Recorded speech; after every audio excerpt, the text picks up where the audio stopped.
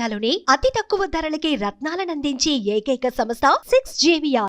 నమస్తే. ఈరోజు ఉమ్మడి నల్గొండ జిల్లా పరిధిలోని వలిగొండ ప్రాంతంలో వెంకటాపురం అనే గ్రామం ఉంది. ఈ గ్రామంలో ఎంతో ప్రసిద్ధిగాంచిన అంటే విష్ణుమూర్తి దశావతారాల్లో ఒకటైన మత్స్యగిరి శ్రీ లక్ష్మీనరసింహస్వామి దేవాలయానికి వచ్చేసాం.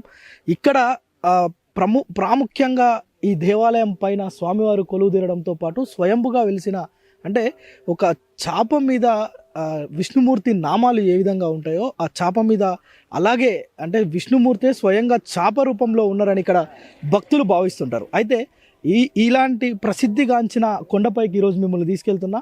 ఈ ఆలయానికి సంబంధించిన పూర్తి విశేషాలు కావచ్చు, ఇక్కడ స్వామివారికి ఉన్న ప్రత్యేకత కావచ్చు, ఇక్కడ కొండపైన ఉన్న మత్స్యం ఆకారంలో ఉన్న స్వామివారి దర్శనం కూడా ఈరోజు మీకు చేయించే ప్రయత్నం చేస్తా.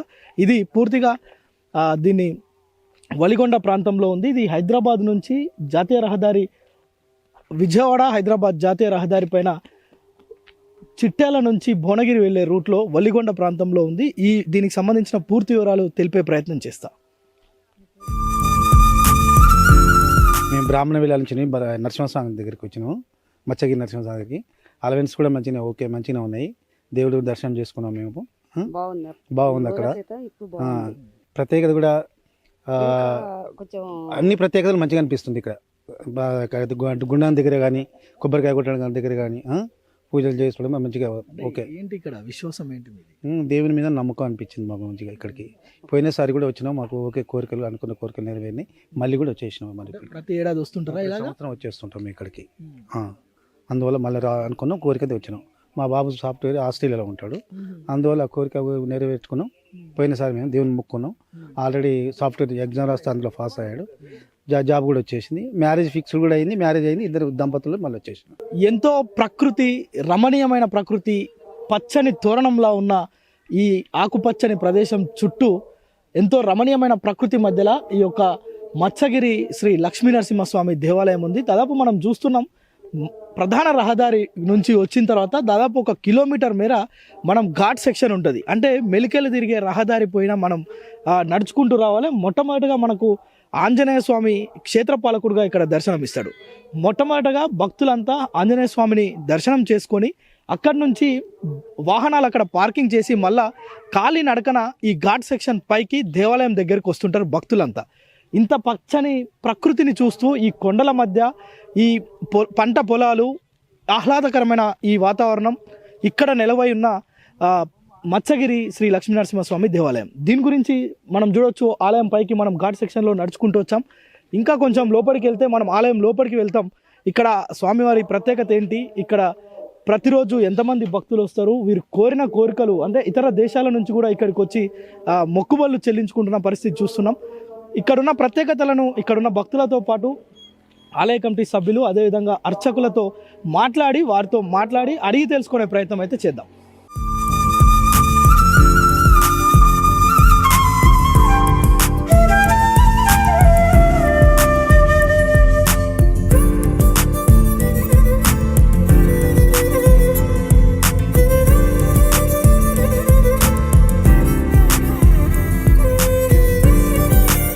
సో మనం ఘాట్ రోడ్డు నుంచి నడుచుకుంటూ అంటే ఖాళీ నడకన దేవాలయ ప్రాంగణంలోకి వచ్చాం. ఇదే మొత్తం పూర్తిగా ఏదైతే మనం ముందుగా చెప్పుకున్నామో మత్స్యగిరి శ్రీ లక్ష్మీనరసింహస్వామి దేవాలయం. ఈ దేవాలయంకి ఈ పేరు ఎలాగొచ్చిందంటే మొట్టమొదటగా కొలనులో ఉండే చేపలకు మత్స్యాల మీద, ఈ మత్స్యం అంటే చేప, ఈ చేపల మీద విష్ణుమూర్తికి ఉండే నామాలు ఏ విధంగా ఉంటాయో అవి చేపల మీద అంటే ఈ దేశంలో కాదు ప్రపంచంలో ఎక్కడ కూడా చేపల మీద ఇలాంటి ఈ నామాలు ఉండడం ఎక్కడ కనిపించదు. సో ఈ దేవాలయానికి ప్రత్యేకత ఇదొకటైతే, మరొకటి ఈ దేవాలయం ఉన్న ఈ కొండ ఏదైతే ఉందో ఈ కొండను గతంలో వేముల కొండ అనేవారు, తర్వాత కాలక్రమేణా ఇది వెంకటాపురంగా మారింది. సో ఈ గుట్ట కూడా పూర్తిగా ఒక మత్స్యం ఆకారాన్ని పోలి ఉంటుంది. ఒక చేపను దూరం నుంచి చూస్తే ఎలా ఉంటుందో ఈ కొండ స్పష్టంగా అదే విధంగా ఉంటుంది. సో అందుకోసమే దీన్ని మత్స్యగిరి శ్రీ లక్ష్మీనరసింహస్వామి దేవాలయంగా ఇది ప్రసిద్ధిగాంచింది.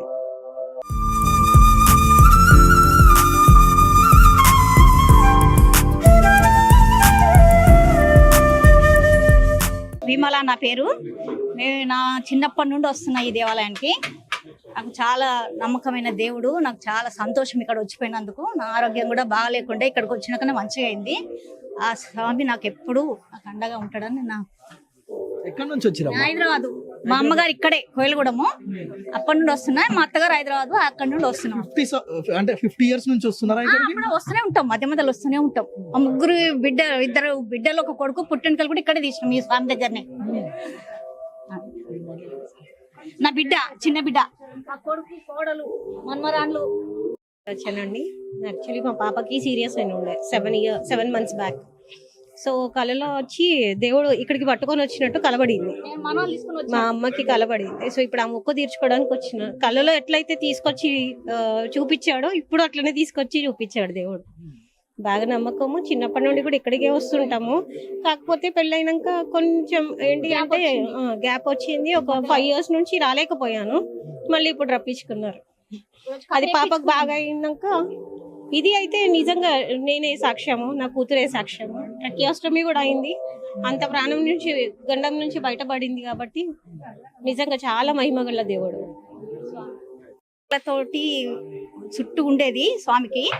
ఇప్పుడు గుడి కట్టించి కూడా చాలా సంవత్సరాలు అయింది. మెట్లు కూడా లేకుండా గుట్టకు రాళ్ళ మీదకి వెళ్ళి అట్లా నడుచుకుంటూ వచ్చేవాళ్ళం. ఇప్పుడు మెట్లైనా గుడి అయింది. అంత చాలా సంతోషంగా ఉంది.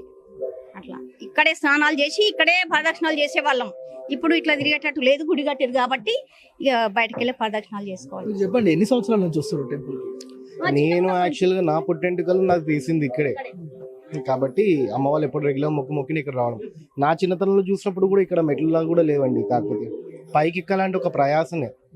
ఇక్కడికి వచ్చినప్పుడు అప్పుడు ఒక ఎంతూజియాసం ఉండదు. ఇక్కడికి వచ్చేసరికి ఒక కుతూహలం. మత్స్యగిరి లక్ష్మీనరసింహ స్వామి అంటే నామాలు కనిపిస్తుంది. బట్ క్షేత్రమయం అయితే చాలా ఉంది ఇక్కడ. నవ్ దట్ ఎండోమెంట్స్ వాళ్ళు వచ్చారు కాబట్టి కొన్ని ఫెసిలిటీస్ వచ్చాయి. బట్ ఒకటి నమ్మిన వారికి ఇంటి వెలుపులాగా కొలువై తీరి మంచిగా కోరికలు నెరవేర్చే దేవుడు ఆయన. అదండి.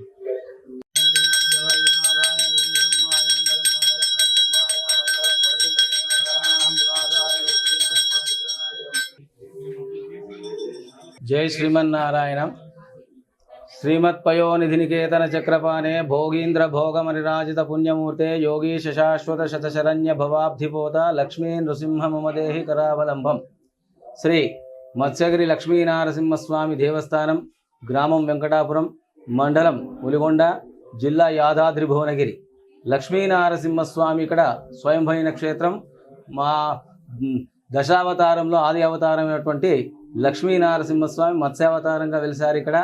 ఇక్కడ మత్స్యావతారంగా వెలిసారంటే కోనేరులో ఉన్నటువంటి చేపలు ఇక్కడ స్వయంభూ అనేటువంటి స్వామి.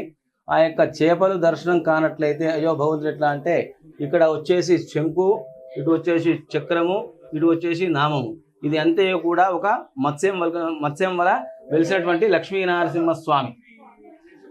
ఈ స్వామి యొక్క చక్రం దిక్కు చేప యొక్క మూతిగా, ఆ యొక్క శంకు దిక్కు తోకలాగా, ఉదర భాగం నామంలో నృసింహస్వామిగా. ఇది అంతే కూడా మత్స్యగిరి లక్ష్మీనారసింహస్వామి సాలగ్రామ రూపేణ స్వయంభూ వెలిసినటువంటి స్వామి. ఇక్కడ యొక్క స్వామివారికి ఇక్కడ పాదాలు, ఇవి స్వామివారి యొక్క పాదాలు. అక్కడ స్వామివారి ప్రతిష్ఠ, ఆ యొక్క స్వామి యొక్క లక్ష్మీనారసింహస్వామి ఆ యొక్క స్వామి యొక్క ఎందుకంటే అవతారమైనటువంటి మత్స్యాకారంలో వెలిసినట్టే స్వామిలో ఆ యొక్క ధ్రువమూర్తిని అక్కడ ప్రతిష్ఠించడం జరిగింది. సో మనం ఆలయంలోని ప్రధాన గర్భగుడి ఏదైతే ఉందో, ప్రస్తుతం గర్భగుడి దగ్గర ఉన్నాం. మనతో పాటు ఇక్కడ అర్చకులు ఉన్నారు. అసలు ఈ ఆలయానికి సంబంధించిన విశిష్టతను ఒకసారి అడిగి తెలుసుకుందాం. చెప్పండి సార్, ఇదంటే ఈ ఆలయం ఎప్పటి నుంచి ఇలా నిత్య పూజలు జరుగుతున్నాయి ఇక్కడ? జై శ్రీమన్నారాయణ. ఇది మత్స్యగిరి లక్ష్మీనరసింహ దేవస్థానము గత కొన్ని వందల ఏళ్ళ సంది ఇక్కడ స్వామి ఆవిర్భూతమై వెలిసినటువంటి స్వామి కాబట్టి మత్స్యగిరి లక్ష్మీనారసింహస్వామి ఇక్కడ స్వయంభుగా కోనేరులో వెలిసినటువంటి స్వామి. కోనేరులో చేపలు ఎక్కడే లేని విధంగా నామంతో యుక్తంగా స్వామి పుష్కరంలో వెలిశారు. ఆ యొక్క చేపలు 365 రోజులు దర్శనమవుతాయి. ఆ 365 రోజులలో శ్రావణం, భాద్రపదం, ఆశ్వయుజం, కార్తీకం ఈ 4 మాసాలలో సుస్పష్టతగా దర్శనమవుతాయి. అప్పుడు కూడా స్వామి దర్శనం కానట్లయితే అయ్యో భగవంతుడు మాకు దర్శనం కాలేదే అని బాధపడకుండా ఆ యొక్క స్వామి స్వయం వ్యక్తమైనటువంటి సాలగ్రామ రూపేణ అక్కడ ఈ విధంగా చెప్పిన విధంగానే శంకు చక్రనామాలతోని స్వయంభూ వెలిసినటువంటి స్వామి. స్వామి ఇక్కడ క్షేత్రంలో మత్స్యావతారంగా పుష్కరంలో వెలిసారు కావున ఆ యొక్క పుష్కరంలో ఉన్నటువంటి తీర్థము దివ్యౌషధం. ఆరోగ్యం బాగలేకున్నా, ఇళ్లలో బాగలేకున్నా, పంట చేనులలో బాగలేకున్నా, సంతానం కలగని వారికైనా సరే ఆ తీర్థాన్ని ఒక 11 రోజులు ఉదయాన్నే స్నానమాచరించి ఆ తీర్థాన్ని ఎవరైతే స్వీకరించి స్వామిని స్మరిస్తారో వారి యొక్క ఈది బాధలు కానీ, గ్రహ బాధలు కానీ, శారీరక బాధలు కానీ తొలగి అనుకున్న పనులన్నీ కూడా సఫలీకృతమవుతాయి. ఇక్కడ ప్రత్యేకంగా స్వామివారి జయంతితో పాటు ఇంకా ఎలాంటి కార్యక్రమాలు ఇక్కడ చేస్తుంటారు, ఎప్పుడెప్పుడు చేస్తుంటారు? ఇక్కడ స్వామివారికి ప్రతినిత్యం కూడా ఉదయం ఆ యొక్క కోనేరు తీర్థంతోనే నిజాభిషేకం జరుగుతుంది. ఉదయం 9 గంటలకు నిత్య హోమం ఉంటుంది. 10 గంటలకు నిత్య కళ్యాణం ఉంటుంది. మధ్యాహ్నం 12:30కు స్వామివారికి వచ్చే భక్తులకు నిత్యాన్నదానం కూడా ఉంటుంది. ప్రతినిత్యం కూడా అభిషేకాదులు, అర్చనలు, సహస్రనామార్చనలు కూడా జరుగుతూ ఉంటాయి. స్వామి గారు ఒకటి చెప్పండి, ఇక్కడ ఈ కోనేరులో మీరు అంటే ఒక బంగారు చేపను చూసినట్లుగా ఇక్కడ కొన్ని వినిపిస్తున్నాయి, అది నిజమేనా? ఇదివరకు ఏందిగా అంటే ఇక్కడ స్వామివారు ప్రత్యక్షమై బంగారు చేపలు దర్శనం చేసుకున్న మాట వాస్తవమే. నేను కాకుండా ఇక్కడికి వచ్చిన భక్తులు కూడా వాటిని చూసి దర్శనం చేసుకున్నారు. మా జన్మ పునీతమైందని చెప్పినట్టు సందర్భాలు చాలా ఉన్నాయి. సో అయితే ఇక్కడ ఏమేమి ఉప ఆలయాలు ఉన్నాయి, అక్కడున్న ప్రత్యేకత తెలియండి స్వామి. ఇక్కడ స్వామివారికి పచ్చగిరి లక్ష్మీనరసింహస్వామి స్వయంభూ ఒకడే ఉండేది. అయితే ఎందుకంటే ఇక్కడికి ఈ స్వామివారిని దర్శించడానికి కొన్ని సందర్భాల్లో శ్రీ శ్రీ తిరుడండి శ్రీమన్నారాయణ చిన్నజీయర్ స్వామి స్వామివారి సన్నిధికి చేరి వారిని ఇక్కడికి ఆహ్వానించడం జరిగింది. అప్పుడు ఎందుకంటే ఇక్కడికి వచ్చేటువంటి స్థానాచారులు ఎట్లయితే ఇక్కడ బ్రహ్మోత్సవాలు చేసే వారు ఎవరైతే ఉన్నారో ఒకసారి ఇక్కడ స్వామివారిని తీసుకొని వస్తే, స్వామివారి పాదం ఇక్కడ మోస్తే, ఎందుకంటే వారి యొక్క అనుగ్రహం చేత ఈ దేవాలయం చాలా అభివృద్ధి జరుగుతుందని చెప్పి వారి యొక్క స్వామివారి అనుగ్రహం తీసుకొని మేము ఇక్కడ ఫస్ట్ ఇక్కడ గోదాదేవి ఆలయం నిర్మించాం. ఈ గోదాదేవి ఆలయం నిర్మించినప్పుడు స్వామివారు ఏం చెప్పారంటే, స్వామివారు స్వయంభుని క్షేత్రం దర్శించుకొని నాయన మీరు చెప్పినట్టు స్వయంభుగా మత్స్యావతారంగా లక్ష్మీనరసింహస్వామి కోనేరులో వెళ్తారు, భావనే ఉంది. సాలగ్రామ రూపేణ అని చెప్తున్నారు, మీరు కూడా శంకుచక్ర నామాలని చెప్తున్నారు, అవి భావనే ఉన్నాయి. మన అందరికీ తెలిసినట్టుగా భక్తులకు కూడా తెలియాలి కదా. కాబట్టి దీనికి మనం అనుగుణంగా ఏంటంటే వెనుకకు ఒక ఉపాలయం తీసుకొని మత్స్యలో చేపలో లక్ష్మీనరసింహస్వామిని ఒక ధ్రువమూర్తిని ఆలయం కట్టుకుందాం అంటే అది 2020 సంవత్సరంలో స్వామివారి చేతుల మీదనే వెనుకకున్నటువంటి ఆ యొక్క ధ్రువమూర్తి లక్ష్మీనరసింహస్వామి మత్స్యావతారంగా వెలిసడానికి దానికి ప్రతిగా అక్కడ ఆలయం నిర్మించడం జరిగినది. ఇక్కడికి వచ్చే భక్తులకి కోనేటి నీటినే ప్రసాదంగా ఇస్తుంటారా, అంటే ఏంటి దాని ప్రత్యేకత ఏంటి? ఇక్కడ ఎప్పుడైతే ఇక్కడి నుంచి 100 సంవత్సరాల నుంచి వచ్చే భక్తులకి ఏంది అంటే వారికి ఒక నమ్మకం, స్వామివారిని సందర్శించుకొని చేపలు ఎప్పుడైతే దర్శనం కావో, అయ్యో భగవంతుడు మాకు దర్శనం కాలే, అయినా సరే స్వయంభూ ఉన్నాడు కదా ఇక్కడ స్వామిని దర్శించుకొని కోనేరుల స్నానం ఆచరించి కొన్ని సంవత్సరాల క్రితం ఎందుకంటే అంటే పంట చేనులకి ఇదివరకంటే మందులు ఉండేది, అప్పుడు ఎందుకంటే మందులు ఏం లేకుండేది. కాబట్టి ఎందుకంటే వాళ్ళు ఇక్కడ స్నానం ఆచరించి ఒక చెంబులో కానీ ఒక బాటిల్లో కానీ తీర్థం తీసుకొని వాళ్ళ ఇంటికి వెళ్ళిన దాకా కూడా ఎవరితో మాట్లాడేవారు కాదు. కాబట్టి ఆ యొక్క తీర్థాన్ని వాళ్ళ పంట చేనులలో చల్లుకుంటే ఆ యొక్క పురుగు నయమవుతుందని చెప్పి ఆ స్వామివారి అనుగ్రహం చేత పురుగు నయమంగానే ఎంతైతే ధాన్యం పండుతుందో దాంట్లో స్వామివారికి ఎంతైతే సమర్పిస్తా అని చెప్పి అది తెచ్చి ఆ యొక్క కోనేరులో వేసేది. ఆ యొక్క కోనేరులో వేసేదాన్ని బట్టి ఆ యొక్క కోనేరులో ఉన్నటువంటి ఆ యొక్క ద్రవ్యాదులు బియ్యమే కానీ వడ్లే కానీ ఆముదాలు ఇదివరకు ఎక్కువ పండించేది, ఆముదాలు జొన్నలు ఆసుంటి ధాన్యాలు ప్రతి సంవత్సరం కూడా వాళ్ళు ఏంటంటే స్వామివారిని సందర్శించుకున్నాక పండిన దాంట్లో తప్పకుండా ఆ యొక్క కోనేరులో సమర్పించాలి. ఆ యొక్క మత్స్యావతారంగా కోనేరులో వెళ్తారు స్వామికి అని చెప్పి ఆ యొక్క ధాన్యాన్ని కూడా కోనేరులో సమర్పించేవారు. అయితే ఇక్కడి ఈ ఆలయంలో ప్రాముఖ్యంగా ఈ కొలను గురించి బాగా మాట్లాడుకుంటారు. ఇక్కడ ఈ చేపల మీద ఈ నామాలు ఎలా వచ్చాయి, అదేవిధంగా ఈ చేపలకు ఉండే ప్రత్యేకత ఏంటి? అయితే ఇక్కడ కొన్ని 100 సంవత్సరాల కిందనే వేమనులు అని చెప్పి మునులు దర్శించినటువంటి క్షేత్రం ఇది. అయితే వేమనులు తపస్సు చేసి రాక్షసులు ఆ యొక్క గ్రంథాలు తీసుకొచ్చి కోనేరులో వేశారు. ఆ కోనేరు ఉన్నటువంటి గ్రంథాలు తీసుకురావంటే ఒక మత్స్యావతారంగా స్వామి మీరు అవతారం అని చెప్పి విష్ణుమూర్తిని ప్రార్థించగా ఆ యొక్క విష్ణుమూర్తి ఆ యొక్క మత్స్య రూపంలో ఇక్కడ వెలిసిండని ప్రతీతి. ఆ యొక్క చేపలు కూడా నామంతో యుక్తంగా ఎక్కడ లేని విధంగా మన భారతదేశంలో ఎక్కడ లేని విధంగా ఈ మత్స్యగిరి లక్ష్మీనరసింహస్వామిలో ఉన్నటువంటి చేపలు. మరి స్వామి అందరూ అంటుంటారు ఈ మత్స్యాలు ఇక్కడేనా, ఎక్కడి నుంచి తెచ్చేసిరా. మరి చేపలు కొన్ని వేల సంఖ్యలో ఆ యొక్క సంతాన ఉత్పత్తి అవుతుందట. మరి స్వామి వెలిసాడు కదా, మరి ఆ ఉత్పత్తి ఇక్కడ కనబడతలేదు మనకు. మరి అవి ఏమవుతున్నది అంతా అది స్వామివారి యొక్క ప్రతీతి, స్వామివారి యొక్క అనుగ్రహం. కాబట్టి మత్స్యావతారంగా కోనేరులో వెలిసి స్వామివారికి తీర్థం స్వీకరిస్తున్నామయ్యా, మేము తీర్థం స్వీకరించినందువల్ల మా యొక్క ఈది బాధలు తొలగిపోతున్నాయి. సంతానం కాని వారికి 40 సంవత్సరాలకు కూడా సంతానం కాని వారికి సంతాన ప్రాప్తి అయినటువంటి చాలా మంది ఉన్నారు ఇక్కడ. వారి యొక్క ఎవరైతే ఆపదతో వచ్చి స్వామిని సందర్శించుకొని స్వామిని దర్శించుకొని ఆ యొక్క కోనేరు తీర్థం తీసుకెళ్లి మేము చెప్పిన విధంగా 11 రోజులు ఎవరైతే స్వీకరిస్తున్నారో వారి బాధలన్నీ కూడా పోయి అప్పులు కానీ, గ్రహ బాధలు కానీ, శారీరక బాధలు కానీ ఏ బాధలున్నా తొలగి ఆ యొక్క స్వామివారి అనుగ్రహం చెందుతున్నారు. కాబట్టి వారు కూడా వారి బంధువులకు చెప్తుంటే ఈ యొక్క క్షేత్రం దినదినాభివృద్ధి చెంది ఇప్పుడు ఇదివరకు ఏమి రాని జనం కూడా ఇప్పుడు ఇదివరకు సౌకర్యం ఏమి లేకుండే కనీసం రాళ్ళు రప్పలు పట్టుకొని వచ్చేవాళ్ళు. తదుపరి కొన్ని సంవత్సరాల తర్వాత భక్తుల అనుగ్రహానుసారం భక్తులు కూడా వారి తోచిన విధంగా స్వామివారికి సేవ చేసి మా వంతు కూడా ఇంత సాయం చేస్తా అంటే ఆ డబ్బులతో మెట్లయినాయి. తరువాత కొన్ని సంవత్సరాల కింద ఏంటంటే ఇక్కడ పక్కకున్నటువంటి వెమ్లకొండ గ్రామమే అనేది గార్లపాటి సురేందర్ రెడ్డి గారు ఇక్కడి నుంచి ఎందుకంటే కొన్ని బాధల వల్ల హైదరాబాద్కి వెళ్ళి స్వామివారి అనుగ్రహం చెల్లి అక్కడ మంచి ఆ యొక్క స్వామివారి అనుగ్రహం నాకు చెందింది. కాబట్టి నాకు స్వామివారికి ఏదన్నా ఒకటి చేయాలని చెప్పి తారకమ్మ అని చెప్పి వాళ్ళ అమ్మగారి పేరు మీద ఆ యొక్క ఫస్ట్ ఘాట్ రోడ్ వేయడం జరిగింది. ఆ ఘాట్ రోడ్ వేసిన తర్వాత స్వామివారికి భక్తులు కూడా విరివిగా పెరుగుతూ వస్తున్నారు. ఒక విషయం చెప్పండి, ఇక్కడ ఈ చేపల్ని ముట్టే ప్రయత్నం కానీ వీటిని తీసుకునే ప్రయత్నం కానీ చేయరట. ఇక్కడ ఎందుకు వాటిని పట్టుకునేందుకు ధైర్యం చేయరు? ఏదో అంటే గతంలో ఈ చేపల్ని ఎవరో దాన్ని కూర ఉండేందుకు ప్రయత్నం చేస్తే ఏదో జరిగిందని అంటుంటారు. అది ఎంతవరకు నిజంగా? అది మాకు తెలిసినంత వరకు మా తాతల కాలంలో అది జరిగిందట. ఏందికంటే కొందరు ఏంటంటే స్వామి ఏదో మత్స్యావతారంగా వెలిసిండు, అది నిజమేనా, మనం తీసుకుపోయి వండుకుంటే ఏమవుతుంది అని చెప్పి ఎప్పుడైతే ఆ యొక్క స్వామివారి యొక్క కోనేరు ఉన్నటువంటి చేపలను తీసుకుపోయి వాళ్ళు ఇంటికి తీసుకుపోయి భార్యకిచ్చి అమ్మాయి మంచిగా పోయి అని చెప్పి ఎప్పుడైతే ఆ యొక్క చేపలను ఛేదన చేశారో అవన్నీ కూడా రక్తం ముక్తగా మారాయట. రక్తముక్తంగా మారి ఆ యొక్క తీసుకుపోయిన వారు ఎవరైతే ఉన్నారో కింద పడి కొట్టుకుంటున్నాడు. అయ్యో ఇదంతా స్వామివారి మహత్యం కావచ్చు, మా ఆయనకు తెలియలేదని చెప్పి కోసిన ముక్కలను తెచ్చి మళ్ళీ ఆ యొక్క కోనేరునే చేస్తే అవి మళ్ళీ అదేవిధంగా మత్స్యావతారంగా వెలిసారట. అప్పటి సంధి అయ్యో భగవంతుడా స్వామి తప్పైంది, మాకు తెలియక దేశం కాబట్టి మా తప్పును క్షమించు అని చెప్పి ప్రార్థించి వారింటికి వెళ్ళిపోయారట.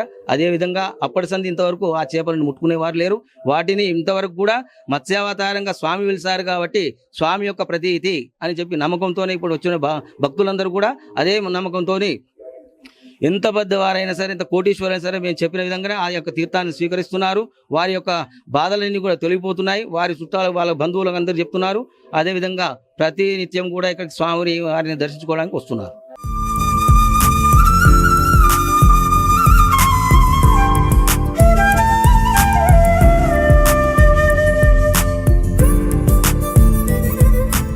సో మనం ఈ టెంపుల్ వద్ద మనం ఇంతసేపు మాట్లాడుకున్న మత్స్యగిరి ఏదైతే ఉందో, అంటే మత్స్యాన్నే దేవునిగా ఇక్కడ పూజిస్తారు.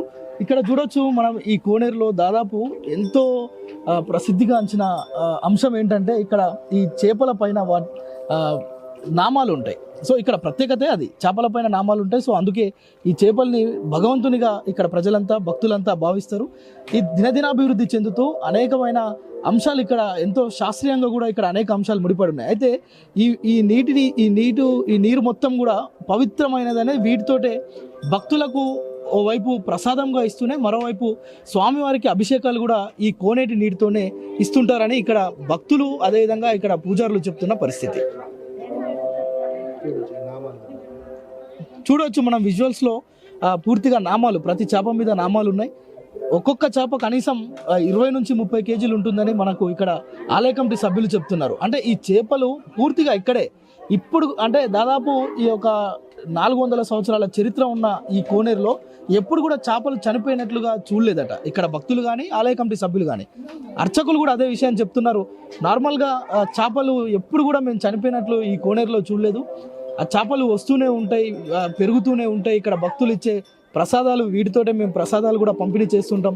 అభిషేకాలు స్వామివారికి కూడా అభిషేకాలు కూడా వీటితోనే చేస్తున్నామని చెప్తున్నారు. మనం చూడొచ్చు చేపల మీద స్పష్టంగా ఆ నామాలను మనం వాటిపైన మనకి ఇట్లా కనిపిస్తున్నాయి. సో ఇది ఇక్కడ ప్రత్యేకత. అందుకే వీటినే భగవంతుని స్వరూపంగా భక్తులు ఇక్కడ పూజలు చేస్తూ ఉంటారు. నిత్యం వందలాది సంఖ్యలో 2 తెలుగు రాష్ట్రాల నుంచి వివిధ ప్రాంతాల నుంచి కూడా భక్తులు పెద్ద ఎత్తున తరలి వచ్చి స్వామివారిని దర్శించుకొని అదేవిధంగా ఈ మత్స్యాలకు ఆహారాన్ని వేస్తూ వీటిని పూజించుకొని వారి కోరికలు తీర్చుకుంటున్న పరిస్థితి మనం ఈ కొండ మీద ప్రత్యేకంగా చూడొచ్చు.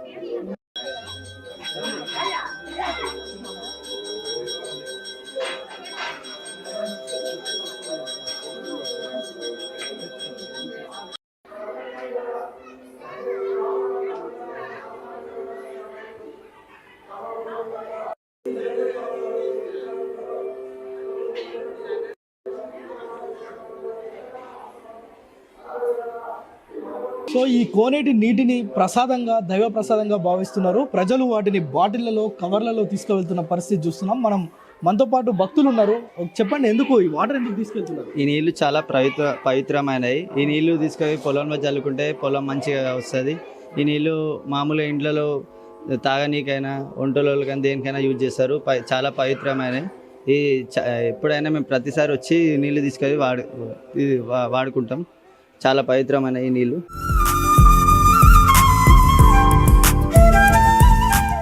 తెలంగాణ తిరుపతిగా పేరొందిన యాదాద్రి శ్రీ లక్ష్మీ నరసింహస్వామి దేవాలయం తర్వాత ఇదే యాదాద్రి భువనగిరి జిల్లాకు సంబంధించి వలిగొండలో ఉన్న ఏదైతే మత్స్యగిరి శ్రీ లక్ష్మీ నరసింహస్వామి దేవాలయం ఉందో ఈ ఆలయ ఈవో గారు మనతో ఉన్నారు, మోహన్ బాబు గారు. ఒకసారి అంటే గతంలో ఆలయం ఎలా ఉండే, ప్రస్తుతం ఎలా ఉంది, ఇక్కడ ఉండే నిత్య పూజలు ఏంటి, కైంకర్యాలు ఏంటి, ఇక్కడ కొలను నిర్వహణ ఏ విధంగా ఉంది, ఈ అన్ని అంశాలకు సంబంధించి ఒకసారి మాట్లాడే ప్రయత్నం చేద్దాం. ఈవో గారు నమస్తే అండి. ఎట్లా ఉంది ఆలయం? గతంలో ఎట్లా ఉండే, ఇప్పుడు ఎట్లా ఉంది? గతంలో చాలా కాలం కింద ఇది చాలా పురాతనమైన దేవస్థానము. చాలా కాలం కింద నుంచి కూడా ఇక్కడికి భక్తులు నిత్యం వచ్చేవాళ్ళు. అయితే గతంలో ఇక్కడ ఏమీ లేకపోతుండే అండి. వచ్చినటువంటి భక్తులు స్వామివారికి ఆ సాలగ్రామ రూపంలో ఉన్నటువంటి స్వయంభుకు పూజలు చేసుకొని ఇక్కడికి కుటుంబ సమేతంగా వచ్చి ఇక్కడ పూజలు చేసుకొని ఇక్కడే ఉండి వెళ్ళేవాళ్ళు. ఆ తర్వాత క్రమంలో ఎండోమెంట్ ఆధీనంలోకి తీసుకోవడం జరిగింది. ఆధీనంలోకి తీసుకున్న తర్వాత సాలగ్రామానికి ముందుగా అక్కడ గోపురంతో గర్భగుడి నిర్మించారు. ఆ తర్వాత క్రమంలో కాలానుగుణంగా మిగిలిన ఉపాలయాలను కూడా అన్నిటినీ ఏర్పాటు చేయడం జరిగింది. ఆ తర్వాత క్రమంలో కొంతమంది దాతలు భక్తులు అందరూ ముందుకు వచ్చి ఈ యొక్క గుట్టకి రోడ్డు వేశారు. ఘాట్ రోడ్డు నిర్మించడం జరిగింది. ఎంతమంది భక్తులు వస్తుంటారు? ప్రతి నిత్యము దాదాపు 500 నుంచి 1000 మంది వస్తారు. శని ఆధారాల్లో అయితే మాత్రము అది 2000 నుంచి 2500 వరకు ఫ్లోటింగ్ జనాభా ఉంటుందండి. కొలను నిర్వహణ ఎలా మరి? అంటే ఇక్కడ వచ్చే భక్తులు బియ్యము, పెరుగు అట్లాంటివి అంటే స్వామివారి దర్శనం చేసుకోవాలనే ఉద్దేశంతో దాన్ని చేస్తుంటారు. అంటే ఈ నీటిని క్లీన్ చేస్తుంటారా, మారుస్తుంటారా? ఈ నీటిని మనం ప్రత్యేకంగా ఏం మారవండి. గతంలో మార్చే ప్రయత్నం చేసినప్పుడు కూడా భక్తుల నుంచి వ్యతిరేకత రావడం వల్ల మేము అది మార్చే ప్రయత్నం చేయలేదు. కాకపోతే ఆ కొలను నిర్వహణకు ప్రత్యేకంగా ఒక వ్యక్తిని ఏర్పాటు చేయడం జరిగింది. వారు పూర్తిగా ఈ కొలను నిర్వహణ క్లీనింగ్ బాధ్యతల్లోనే ఉంటారు. ప్రతినిత్యం దీన్ని క్లీన్ చేస్తూ ఉంటారు. అవునా? అంటే ఇక్కడ చేపలు పట్టేందుకు కూడా ఎవరు సాహసం చేయరు, పట్టుకునేందుకు కూడా అని విన్నాం. అవునా? ఇది ప్రధానంగా భక్తులు ఈ చేపల్ని స్వామివారుగా చూస్తారండి. ఎవరు అటువంటి సాహసం చేయరు. ఇక గతంలో జరగలేదు, ఇక మీ దగ్గర జరగదని అనుకుంటున్నారు. అంటే ఇక్కడ ప్రత్యేకంగా జరిగే కార్యక్రమాలు ఏంటి? అంటే మీరు ఈవోగా వచ్చిన తర్వాత ఈ ఆలయ అభివృద్ధితో పాటు ఇక్కడ ప్రత్యేకంగా ప్రతి ఏటా ఏమైనా విశిష్టమైన కార్యక్రమాలు ఏమైనా నిర్వహిస్తుంటారు? అవునండి, ప్రతి మాసంలో కూడా స్వామివారికి కైంకర్యాలు ప్రత్యేకమైనటువంటి పూజలు నడుస్తూ ఉంటాయి. అందులో భాగంగానే కార్తీక మాసంలో ముఖ్యంగా స్వామివారి బ్రహ్మోత్సవాలు నిర్వహిస్తారు. ఆ తర్వాత ఈ విధంగా ప్రతిరోజు ఏదో ఒక కార్యక్రమం ఉంటుంది. అయితే నిత్యం చూసినట్లయితే స్వామివారికి ప్రారంభం కాగానే స్వామివారి కోనేరుతోని నిత్య అభిషేకం చేస్తారు. అది అయిపోగానే 9 గంటలు 9:30 ఆ ప్రాంతంలో స్వామివారి సుదర్శన హోమం నిర్వహిస్తారు. అది అయిపోగానే నిత్య కళ్యాణం ప్రారంభమవుతుంది. కళ్యాణం కాగానే స్వామివారు మాడవీధుల్లో ఊరేగింపుకు పల్లకి సేవగా బయలుదేరుతారు. అది అయిపోగానే సుమారుగా 1-1:30 ప్రాంతంలో నిత్య అన్నదానం ప్రారంభమవుతుందండి. దీంతో పాటుగా ప్రతి నిత్యం కూడా ఎవరికైతే భక్తులు చేపించుకోవాలనుకుంటారో సత్యనారాయణ స్వామి వ్రతం అందుబాటులో ఉంటుందండి. తర్వాత కింద దీనికి ఉపాలయము అయినటువంటి శ్రీ శ్రీ శ్రీ పంచముఖ రామలింగేశ్వర స్వామి ఆలయం కూడా ఉందండి. అక్కడ రాహుకేతు పూజలు నిత్యం నడుస్తాయండి. ప్రతి ఆదివారము మృత్యుంజయ హోమం జరుగుతుందండి. నిత్యం వచ్చేటువంటి భక్తులకు ఇక్కడ దేవాలయం వారు రూమ్ ఫెసిలిటీస్ కూడా ఏర్పాటు చేయడం జరిగింది. అదేవిధంగా భక్తులకు ఏ ఇబ్బంది కలగకుండా మరుగుదొడ్లను స్నానమాచరించడానికి స్నాన ఘట్టాలను కూడా ఏర్పాటు చేయడం జరిగింది. సో మత్స్యగిరి శ్రీ లక్ష్మీ నరసింహస్వామి దేవాలయం వద్ద 30 సంవత్సరాలు ఇక్కడే ఉంటూ తన జీవితాన్ని స్వామివారి కోసమే జీవిస్తున్నట్టుగా చెప్తున్నాడు. ఇక్కడికి వచ్చే భక్తులంతా అతన్ని శివుడు అని పిలుచుకుంటారంట. ఒకసారి ఇతనితో మాట్లాడే ప్రయత్నం చేద్దాం. ఇన్ని సంవత్సరాలుగా ఇక్కడ ఎందుకుంటున్నాడు, అసలు ఏంటనేది తెలుసుకుందాం. చెప్పండి శివుడు గారు, ఎన్ని సంవత్సరాల నుంచి ఇక్కడ ఉంటున్నారు? నేను 30 సంవత్సరాల నుంచి ఉంటున్నా. 30 సంవత్సరాల నుంచి ఉంటున్నా. నా ఇంట్లో ఆరోగ్యం బాగాలేకపోతే నేను ఇక్కడ ఉండి ఇక్కడ దేవుడు బాగా చేసి ఉండి మమ్మల్ని చేసి అప్పటి నుంచి ఇక్కడ ఉండి ఇక్కడ దేవుని మీద భక్తిగా బతుకుతున్నా. అదే విధానంగా దేవుడు ఇప్పటి వరకు అయితే మంచిగా ఆపద ఉన్న వాళ్ళకి మంచి చేస్తుండు. ఆపద మీద వచ్చిన వాళ్ళు బాగా చేస్తూ అవుతుండు. అంటే నువ్వు 30 ఏళ్ళ నుంచి ఇక్కడే ఉంటున్నావు, ఏం చేస్తావు మరి, ఎలా బతుకుతావు? బిచ్చం ఆడుకొని బతుకుతున్నాం ఇక్కడ అంతే. ఇంకా 30 ఏళ్ళ కింద ఈ దేవాలయం ఎట్లా ఉండే, ఇప్పుడు ఎట్లా ఉంది? 30 ఏళ్ళ సంధి దేవుడు అప్పుడు మంచిగానే ఉంది, ఇప్పుడు మంచిగానే ఉంది. ఇప్పటికైనా పిలిస్తే పలుకుతాడు దేవుడు, ఏ కోరికైనా నెరవేరుస్తాడు. నేను ఎక్కడ పోయినా కానీ నాతోటి వస్తుంటాడు దేవుడు కూడా, నేను నమ్ముకున్నా. నాకు ఆపద వచ్చినప్పుడు గతంలో నాకు పిచ్చోని లెక్క నేను తిరిగితే ఇక్కడ పట్టుకొచ్చినప్పుడు ఇక్కడ అన్నదానం కూడా ఏమి లేకుండా ఉండే. అయితే ఆ విధానంగా నేను వచ్చి ఇక్కడ గోడుకొని ఏడుచుకుంటూ ఉన్నా కూడా దేవుడు ఓదార్చి బాగా చేసి నన్ను ఈ విధానంగా ఉండాలి బిడ్డ అని చెప్పిండు. ఆ విధానంగా ఉన్నా కానీ ఇప్పుడు మొత్తం గుట్ట ఇక్కడ జాతకాలు అన్నది అంతా అయ్యగారులతో కూడా ఇక్కడ నా పేరు శివుడు అని పేరు పెట్టుకోరు. అంటే వచ్చిన భక్తులకు ఏమైనా జాతకాలు చెప్తావా, దేవుని గురించే చెప్తావా? దేవుని గురించి చెప్తే జాతకాలు కూడా చెప్తా. దేవుడు కూడా వస్తూనే ఉంటాడు నా ఒంటి మీదకి, చెప్తూనే ఉంటా. ఆదివారం, మంగళవారం, సోమవారం ఇక్కడ కూర్చొని చెప్తుంటారు. నీ దగ్గర కూడా వస్తుంటారా భక్తులు? ఫస్ట్ వస్తారు, భక్తులు కూడా వస్తుంటారు, మా దగ్గరకు వస్తూనే ఉంటారు. దేవుడు కూడా ఆపద ఉన్న వాళ్ళకి మొత్తం మంచి చేస్తుండు అంతవరకు. అదే నమ్మకం ఇదా? అదే నమ్మకం నాకు చేసిండు కాబట్టి నేను నమ్మకంగా దేవుని మీద ఉన్నా, దేవుని పేరు మీద ఉండిపోయాను. ఇంతమందికి లడ్డు ఎట్లా తయారు చేస్తారు ప్రతిరోజు? బూందీ కొడతాం, పాకం చేస్తాం, కలుపుతాం, దాంట్లో పలుకులు, యాలక్కి పొడి, డ్రై ఫ్రూట్స్ వేస్తారా? డ్రై ఫ్రూట్స్ వేస్తాం. దాన్ని బట్టి మనం పాకం కలిపి లడ్డు తయారు చేస్తాం. ప్రతిరోజు ఇంకా ఇదే ప్రాసెస్ అంట? ఇదే ప్రాసెస్. ఈ నలుగురే పులిహోర ఎట్లా? పులిహోర సేమ్ ఇక పోపు డైరెక్ట్ ఫ్రెష్ ఎప్పటిదప్పటిది ఫ్రెష్గా చేస్తాం. పోపులో పచ్చిమిర్చి, పల్లీలు అవన్నీ చేస్తాం. చింతపులుసు. సో మనం ఆలయంలో లడ్డు ప్రసాదం, పులిహోర ప్రసాదం, దద్దోజనం చేసే ప్రదేశంలో ఉన్నాం. అయితే ప్రతిరోజు ఎంతమంది భక్తులకు తయారు చేస్తారు, ఏ విధంగా తయారు చేస్తారు, దీని నాణ్యత ప్రమాణాలు ఏంటి ఒకసారి అడిగి తెలుసుకునే ప్రయత్నం చేద్దాం. మనతో పాటు ప్రధాన ఇక్కడ ప్రసాదాలు చేసే వ్యక్తి ఉన్నాడు. చెప్పండి, అంటే ప్రతిరోజు ఎంత పులిహోర తయారు చేస్తారు, ఎంతమంది భక్తులు వస్తుంటారు? భక్తులు బట్టి మనం తయారు చేయగలుగుతాం. భక్తులను బట్టి మనం పులిహోర దాని తగ్గట్టు వేసి సప్లై చేస్తాం. లడ్డూలు కూడా అంతే? లడ్డూలు స్టాక్ చేస్తాం, ఒకరోజు వన్ డే ముందు స్టాక్ చేస్తాం. చేస్తుంటారు ప్రతిరోజు ఇట్లా? ఇక మనం పులిహోర అయితే పబ్లిక్ని బట్టి చేస్తాం. రోజు ఒక 20-40 kgs కొడతాం లడ్డు. అంటే ఎన్ని లడ్డూలు అయితే? 1800 అయితే. 1800. అంటే ప్రతిరోజు వాటిని భక్తులకు పంచడమేనా? పంచడమే. అంటే ఎట్లా తయారు చేస్తారు ఇవి? ప్రత్యేకంగా మీరు ఏమన్నా ఇందులో స్పెషలైజేషన్స్ ఏమైనా ఉన్నాయి? అసలు ఏం లేదు, నెయ్యితోనే చేస్తాం అన్ని. మొత్తం నెయ్యితోనే, ప్యూర్ నెయ్యి, ప్యూర్ బేషన్ పిండి. ఎంతమంది పని చేస్తారు ఇక్కడ ఈ శాలలో, వంటశాలలో? నలుగురు రెగ్యులర్గా. మనతో కొంతమంది భక్తులు ఉన్నారు. లడ్డు ప్రసాద విక్రయశాల ఇక్కడ ఉంది. లడ్డు ఏ విధంగా ఉంది, ప్రసాదం ఏ విధంగా ఉంటుంది, ఎక్కడి నుంచి వచ్చిరు అనేది ఒక మాట అడిగి తెలుసుకుందాం. బ్రో, ఎక్కడి నుంచి వచ్చిరు? మేము అనంతరం విలేజ్, భువనగిరి మండలం. వస్తుంటారా అప్పుడప్పుడు టెంపుల్కి? వస్తుంటాం సార్. ఎట్లా ఉంది ప్రసాదం? ప్రసాదం అయితే బాగుంది, చాలా బాగుంది. లడ్డు బాగుంది. ఇంకా టెంపుల్ దర్శనం ఇట్లా నీట్గా ఉంది, ఇక్కడ వ్యవస్థ ఇట్లా మంచిగా ఉంది. ఇప్పుడు వచ్చేసి మధ్యాహ్నము అన్నదాన కార్యక్రమం ఉంది, మంచిది వ్యవస్థ మంచిగా ఉంది ఇక్కడ. Thank you sir. వస్తుంటారు అప్పుడప్పుడు రెగ్యులర్గా? వస్తుంటారు. కోరిన కోరికలు తీరుతాయని అందరు చెప్తున్నారు, మీకు ఏమైనా తీరినాయా?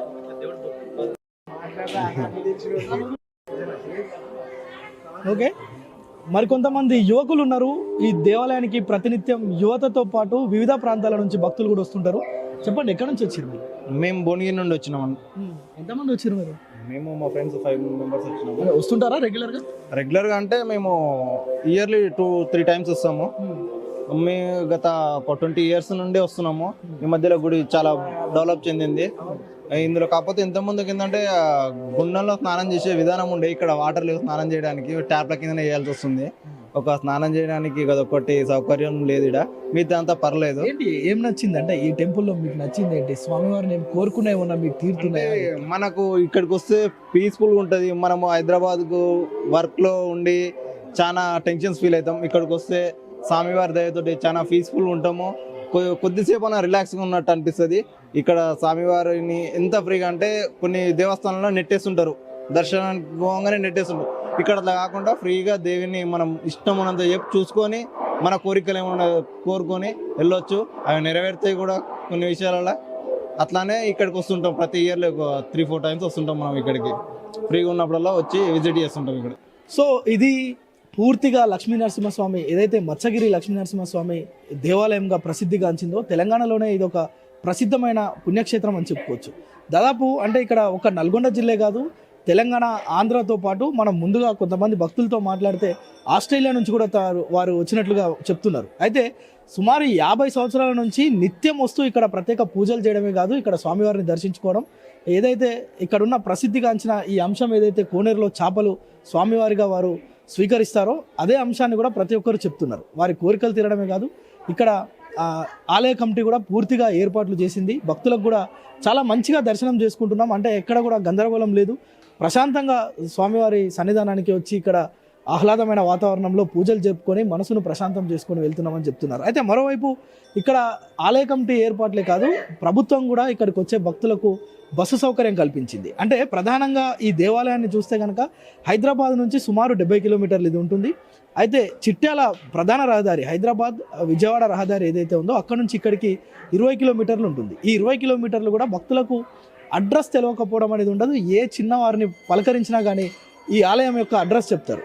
At the same time RTC కూడా బస్సులు నడుపుతుండడంతో వివిధ ప్రాంతాల నుంచి భక్తులు స్వచ్ఛందంగా ఈ ఆలయానికి వచ్చి వారి కోరికలను తీర్చుకోవడంతో పాటు మొక్కులు సమర్పించుకుంటున్న పరిస్థితి ఈ యొక్క పుణ్యక్షేత్రంలో మనకు కనిపిస్తుంది. ఇది పూర్తిగా మత్స్యగిరి శ్రీ లక్ష్మీ నరసింహస్వామి దేవాలయానికి సంబంధించిన విశేషాలు. కెమెరామాన్ సాయితో ప్రేమ్, సుమన్ టీవీ, నల్గొండ.